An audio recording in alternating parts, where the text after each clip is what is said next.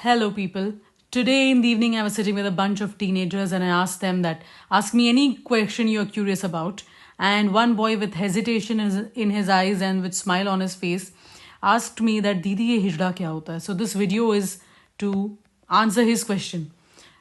So when a child is born, then doctor assigns him a sex. Sex is biologically determined.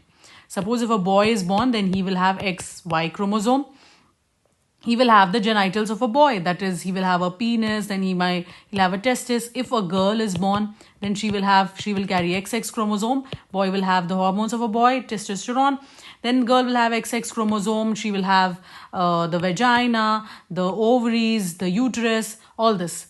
Now few children, they are born as intersex. They don't identify clearly as, not identify, but they do not fit in the definition of exactly a boy or a girl. Means that they can have the chromosome XX, okay, but they may have male genitals, okay. They may have XY chromosome, but they may have underdeveloped male genitals. It can be that they have externally they have a vagina, but inside they have a testis, okay. So there's a mix and match happening. Is it who's responsible for it? The mother is responsible, or the environment, or the child? Nobody. It's a natural phenomena, and this is called intersex, okay. This is biologically they have different chromosomes that don't clearly fit into male and female. Who's responsible? Nobody. It is a very natural phenomena, happens during the fetal development. Now coming to gender. Gender is a psychological phenomena. That was biological. This is psychological phenomena. And emotions. It is about emotions. How do you identify yourself? You can be born a male, but you identify yourself as a female. You can, or vice versa. This is called as transgender. If you are a male identifying as a male, you are a cisgender. But if you are a male identifying as a female, you are a transgender.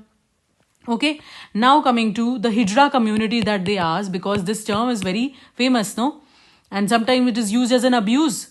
But you know what it is? It is a South Asian community. It is a community that does not strictly has a biological phenomena inside it. Okay, it can be intersex. They can have intersex people.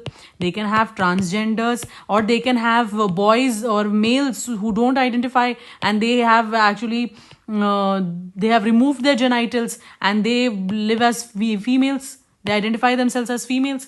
So this is the hijra community, and they have been identified even, they have been recognized even by our historical, if you go historically, then also this diversity has been celebrated in our culture. Coming to the LGBTQ, the newly coined term LGBTQ+, is your sexual preferences. Who are you attracted to? Lesbian is women attracted to women. Or, lesbian is gay is men to men.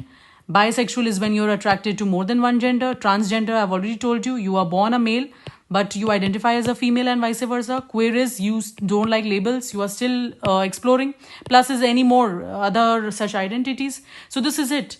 Now, what message I want to give you is that, do you have to discriminate against these people?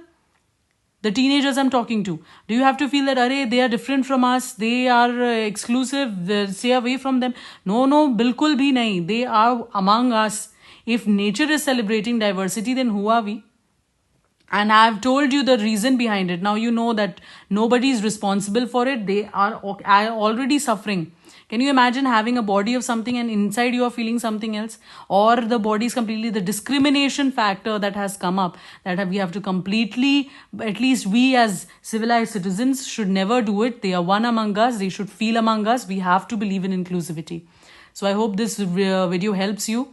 And this was my whole purpose. Thank you so much.